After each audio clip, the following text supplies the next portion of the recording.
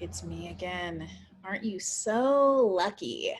Professor King here. In this video, we're going to be talking about Everything's an Argument from Andrea Lunsford, Chapter 7, which is structuring arguments. And really, we're going to be looking at four main ways of structuring arguments. The traditional way, which is, if you haven't watched the video on Cicero, now's probably a good time to do that, or look back over the visual maps, things like that.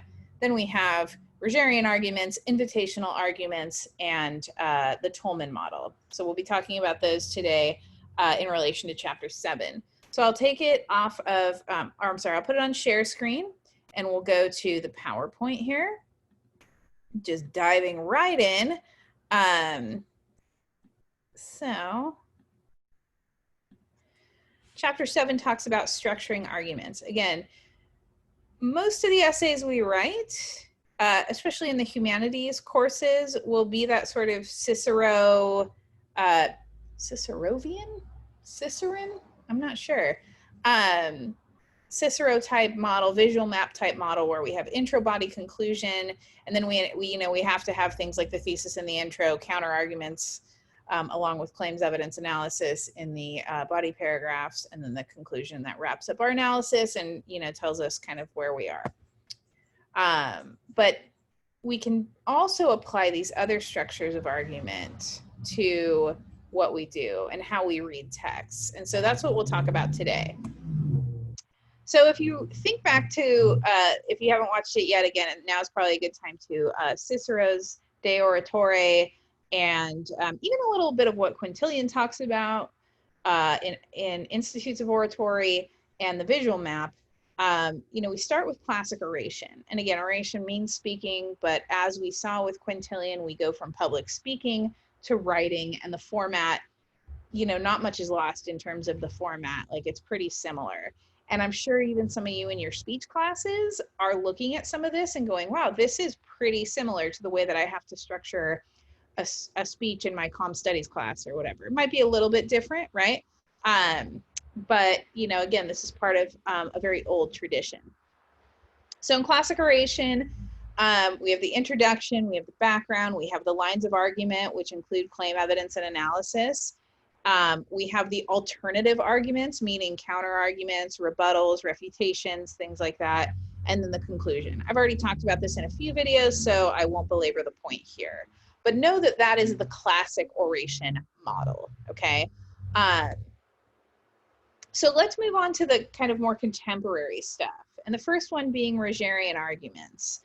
So Rogerian arguments, named after Carl Rogers, who is a mid-20th century psychologist. He was what was known as a humanist psychologist, where he's essentially the granddaddy of what they now call unconditional positive regard in psychology, where you're not looking to sort of be punitive with your client, right? You're not looking to sort of tell people what they're doing wrong, but you look at people as if inherently they mean to do well, right? And even when they do things that might not be totally productive or totally helpful or totally healthy, there's probably like a reason for that.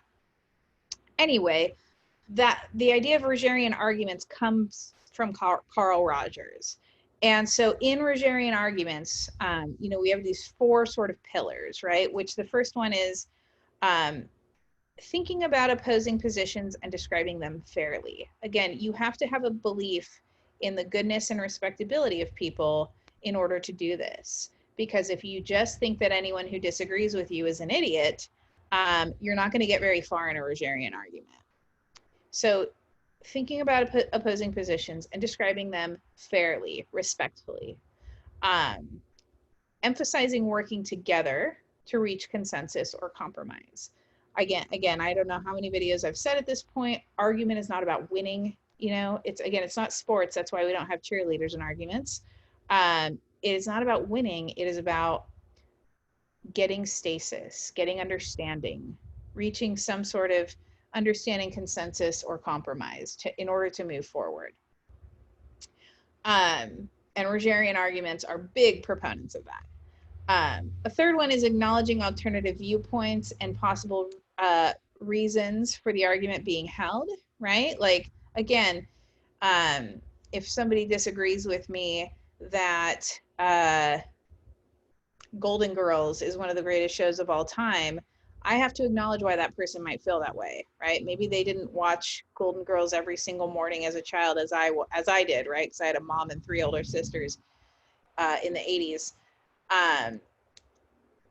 Maybe they came from a totally different background. Maybe they can't stand B. Arthur, right? I don't know, what the case is, but if I just ignored them or disrespected them or said, you don't know what you're talking about, that's not going to go far.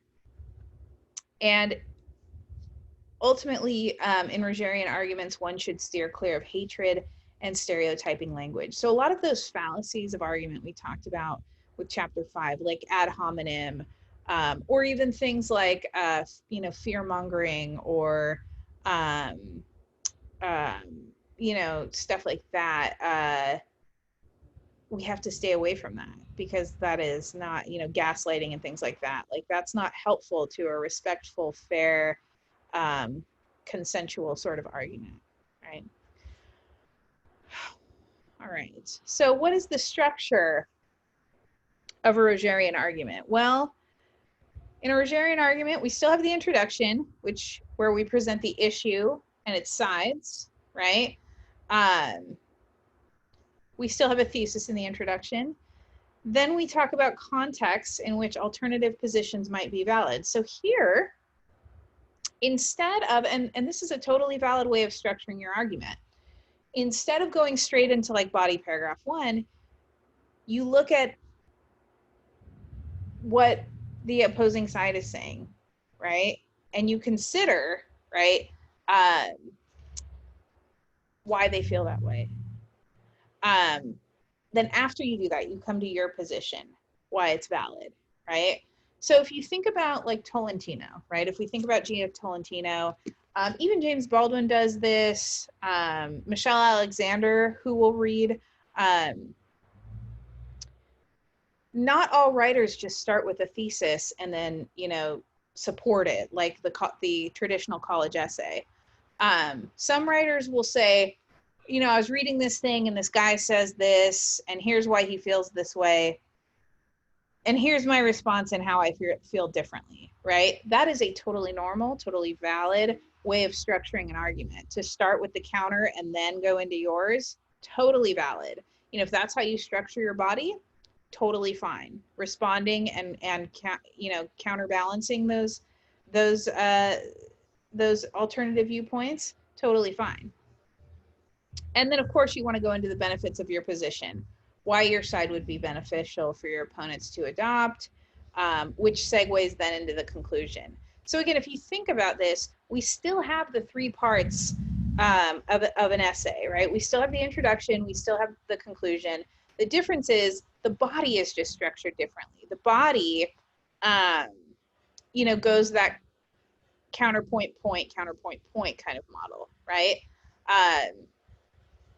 And again, it comes from this idea that, like Carl Rogers says, the curious paradox is that when I accept myself just as I am, then I can change, right? If I can accept myself, then I can accept others. And, if we're talking about a unit of learning in which we're looking, we're going beyond the self and the individual identity and looking at how we interact with other people, a Rogerian argument's a very helpful way of thinking about how we interact with those people respectfully for the best possible outcome for everyone. So, keep that in mind. All right, so next we move to invitational arguments. And another term for invitational arguments is called rhetorical listening, right? When we think about rhetoric, it's speaking. It literally means public speaking. But invitational arguments expect that the audience will listen to the speaker, right? Will understand where the speaker is coming from and be invited to walk in the speaker's shoes, right? The original intent of Black Lives Matter was very much in that vein, which is, most people in America, 86, 87% of us don't know what it's like to live as a Black person in America. So Black Lives Matter, through use of social media and through use of argument and rhetoric and all of these things, invited the rest of the country to say, here's what it's like to live as a Black person in America, right? And they've definitely grown and expanded so much since that original message. But that's invitational arguments, that rhetorical, that speaker asking the audience to listen, right? To really listen, to silence judgment, to silence assumptions and predispositions, and to really listen, okay? And so when we ask people to do that kind of listening, we're emphasizing connection, collaboration, and mutual creation of knowledge. Again, it's not a sporting event. It's not a war. This type of argument is about collaborating, about understanding, about, again, if I was ignorant to your plight as a Black person in America up until this point, how do I then understand as much as I can as a non-Black person in America so that we can heal, right? We can move forward. We can do things to become anti-racist in this culture. So, it's not about, it's not necessarily about cancel culture or calling people out or things like that. It's about educating, right? And it's about inviting people to understand the world from your perspective. That doesn't mean that you can't share your frustrations, right? Like if you're a feminist and you're arguing about what it's like to be a woman in this society, doesn't mean if I did that, I can't share my frustrations with patriarchy and with misogyny and maybe some lived experience I have with that. But what it means is that instead of saying, all you men are trash, right? Which is horribly counterproductive. I'm instead asking people who do not identify on my end of the gender spectrum to see what it's like to live life like that. So it requires that I respect my audience, that I don't just have hatred or bitterness or assumptions or a dehumanized viewpoint about them, but that I see them as human beings as well. Human beings who just haven't walked in my shoes, right? And who need that kind of ability to understand. And so in doing so, the speaker puts herself in the audience's shoes so that we can both move forward. So it's a two-way street. The bulk of it is me asking you to walk in my shoes as the speaker, but I also have to anticipate what it's like to walk in your shoes, right? So if I do just call out, if I do just demonize, if I do just ad hominem attack, that is not walking in your shoes, right? That's minimizing you to a sort of two-dimensional caricature of a human being, and that is not respectful or helpful or collaborative. So as hard as it is, I have to imagine, right, what it's like not to be a woman, right? What it's like not to exist daily in this world as a woman. And I have to reach out to that audience member and try and bring them into the fold to collaborate. So it's a challenge. It's not easy, right? It sounds all very like positive and lovey-dovey, but if people aren't willing to listen, it can be very challenging. And then I have my little like fun little graphic here, right, where the king is like trying to see things from my point of view, right, like, which is like, okay, come on. But that's just a sort of sarcastic take on what we're talking about here, so keep that in mind. All right, so let's move on. So the structure of invitational arguments can be very conversational, or at least within, like in the structure of a conversation. Sometimes you've heard this as like call and response or question and answer. And one very helpful example in the textbook, did I just say that? Example in the textbook, and just in history in general, is Frederick Douglass's 4th of July address, right? Where he says, fellow citizens, pardon me, allow me to ask, right? Again, I don't know what it's like. If I'm Frederick Douglass in the late 19th century, I don't know what it's like to live as a white person who's had freedom their entire lives, experiencing the 4th of July, right? I only know my experience as Frederick Douglass, a Black man recently freed who had to live under the yoke of, had to live as an enslaved person for a very long portion of my life. And a lot of that cruelty and oppression didn't end, right, when I became free, as we well know through history. But again, he's not going to say, I know what it's like to be you. He's going to say, allow me to ask, why am I called upon to speak here today? What have I, or those I represent, to do with your national independence? Are the great principles of political freedom and natural justice embodied in the Declaration of Independence extended to us, meaning African Americans in this country? And am I, therefore, called upon to bring our humble offering to the national altar and to confess the benefits and express devout gratitude for the blessings resulting from your independence to us? I say it with a sad sense of the disparity between us. There is a chasm, there's a gulf between us in the experience of freedom and independence, right? That's what he's saying. And it's sad. I'm not included within the pale of this glorious anniversary, 4th of July. Your high independence only reveals the immeasurable distance between us. The blessings in which you this day rejoice are not enjoyed in common. Okay, so think about that. Think about how he starts with questions. Why, if you're trying to respect people and collaborate them, why would you ask them a question? Why would you not just say, here's what it's like? I mean, probably because, one, you don't know. You know, again, if I'm Frederick Douglass, I don't know what it's like to live as a white person who's had freedom and privilege their whole life just because of the color of my skin. So I literally don't know, right? But also, if I say, you have had this, and you have had that, and you have had that, and I've had none of it, how does that start to come off sounding? Well, it starts to be alienating, right? It starts to be divisive. And Douglass notices already that there's already division. There's already, what he calls disparity, distance, right? He doesn't need to add to that. He's trying to create a bridge, right? Which is really what invitational arguments do if the audience is willing to listen.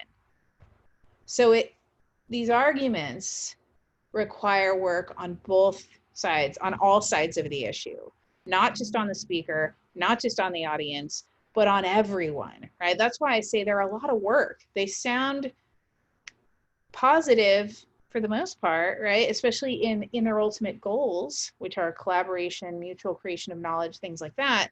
But they're hard if there are presumptions or hostilities or guilt or anger on either side of the fence, right? So we have to keep that in mind. These things aren't necessarily always very easy, but if it's not an easy conversation to have, it's probably a conversation worth having. So then finally we come to the Toolman Model. The Toolman Model, for those of you who are like, oh, get me out of the feelings space, right? The Toolman Model is much more academic and scientific in its sort of acknowledgement of these things. It really considers the complicated nature of issues, right? So it's going to utilize what we call a lot of qualifiers. And what qualifiers are things like, in this instance, with this data set, with these people, at this time, right? So it uses a lot of those kinds of qualifiers, because if things are complicated, if they're complex, it's very much less likely that you're going to have that sort of black and white fallacy thinking, that sort of either or fallacy thinking, where everyone believes this on this side and everyone believes that on that side, right? There are Democrats who can't stand Joe Biden. There are Republicans who can't stand Donald Trump. So even in our binaristic political system, there's a lot of gradation and variation, right? So try to use that as like the example that you think of. And the Toolman Model helps the writer to test ideas out and decide what to put where in many kinds of argument, okay? So the Toolman Model starts with the research, starts with the data, right? In this case, 1 million animals are killed in cosmetics research every year. Then it goes to what's called the warrant, okay? And we'll talk more about this in the next slide, but I'll kind of, set the stage here. The warrant is the kind of beginning argument, right? The well-being on animals is more important than profit. Or I'm sorry, it's essentially like a premise, right? It's like, here's what's happening now. Then we go to the initial argument, the initial claim, which is, well, if that's the case now, if that's the premise, Congress should ban animal research, right? And the warrant sometimes will also have a backing, right? The backing is sort of like the evidence to show that this is true. So if the premise, right, if we have the data, we have the warrant, which is like a premise, and then we have the backing, which is like cosmetic companies used testing to save money. So it's kind of buffered on either end by evidence, right? This is a very evidence-heavy kind of model. Then when we go to the initial claim, we then come to a rebuttal, right? Because we've got our evidence, we've got a claim, we also need to address counter-arguments, right? The rebuttal would be, well, okay, I understand that this is complex, and I understand if I had that all or nothing, either or thinking, then your next response would be, well, are you trying to ban all animal research altogether? And my response as a rebuttal would be, no, a law to ban all animal research would go too far. So it shouldn't apply to, this is where I come into my qualifier, life-saving medical research. It should ban, Congress should ban animal research used for life-saving medical treatment, okay? So that's why we say things are complicated and the Toolman model requires use of qualifiers.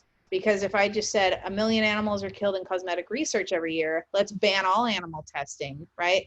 That would even ban things like stem cell research. That would ban things like non-invasive animal testing where the animals aren't harmed, right? That would ban things that save lives, right? You know, as difficult as of a decision as that is to make in terms of an animal life versus a human life.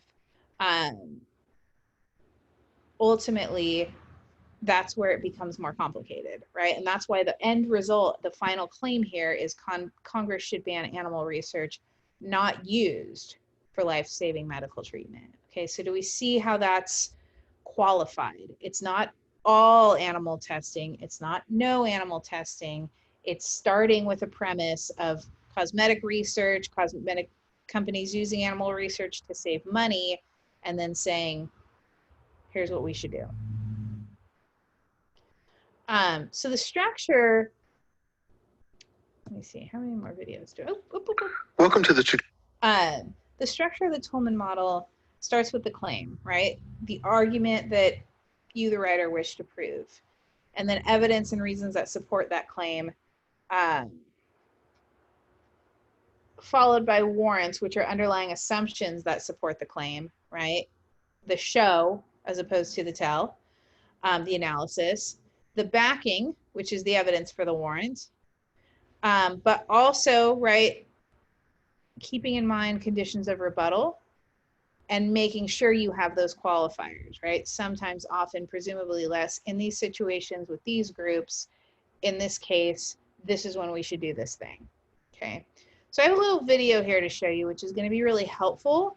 It's like videoception, right? It's YouTube Zoomception. It's video within a video. I think it should show it on here. I hope it does. I hope this screen isn't just black for you all. If not, you can just YouTube the Toolman Model of Argumentation by David Wright, and it'll take you to the visual aspect of it. This is helpful in terms of allowing you to see what the Toolman model does. On using the Toolman model of argumentation to analyze and create arguments in discussion and writing.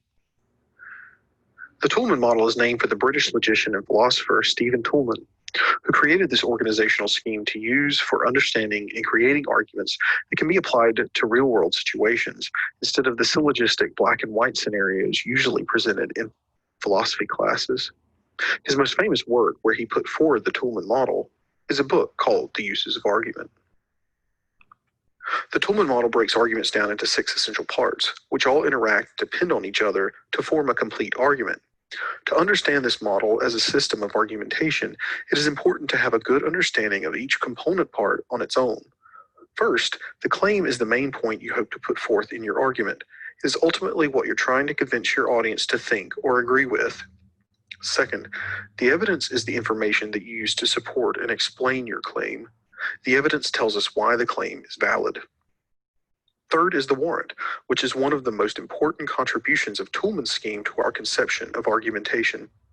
The warrant helps us draw connections between the claim and the evidence. The warrant identifies assumptions that not everyone may share and that often go unspoken in arguments. Similar to the evidence, the backing provides support for the warrant. It tells us why our warrant is a rational assumption. Fifth, rebuttals are potential objections to your claim, which are necessary to include according to Toolman because they make your argument more nuanced and complete, as they demonstrate that you are aware of and have considered oppositions to your perspective. Finally, qualifiers allow you to adjust and add specificity and nuance to your claim, thereby making it more stable and less susceptible to further rebuttals. The first three parts, the claim, evidence, and warrant, are the primary components of the model, and the second three parts, the backing, rebuttal, and qualifier, are the secondary components because they supplement the primary ones. The Toolman model is often represented visually in this way in order to illustrate how each of the 6 elements relates to and depends on each other. As you can see, the warrant sits between the evidence and the claim, but is put in parentheses because the warrant in many arguments is often left as an unstated assumption instead of being explicitly drawn out. Here we have a sample argument put into the scheme. You can see that our claim is that cars over 20 years old shouldn't be allowed on the road, and our evidence for why this is the case is because older cars pollute more and are less safe than new cars. The warrant, or assumption that ties our claim and evidence together, is that removing older cars would result in a cleaner environment and fewer accident-related injuries and deaths. While this warrant may be pretty obvious and thus not necessary to spell out in this argument, this is not the case for every other argument or warrant. In this example, our rebuttal is that not all older cars bear the same responsibility for pollution and danger, so we can qualify our claim to take this rebuttal into account by allowing that some older cars may be acceptable and that putting limitations of use on old cars may be more reasonable than completely disallowing their use. Notice especially that if this were an argument being made for an academic essay, the warrant and the backing would be the primary source of discussion because these are the parts of the model that most depend on factual or hard data. So these would be the places where researched information could be used to support this argument. Essentially, these are the aspects of the Toolman model that make your argument for you and that they hold up your claim and evidence against scrutiny. Without these aspects, you force your audience to connect these dots for you.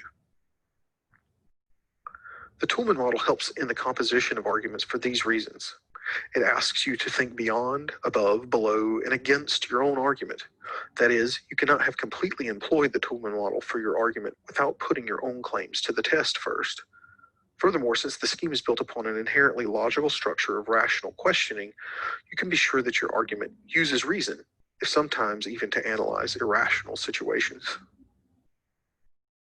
The Toolman model is just as useful for analyzing arguments made by others as it is for creating them yourself.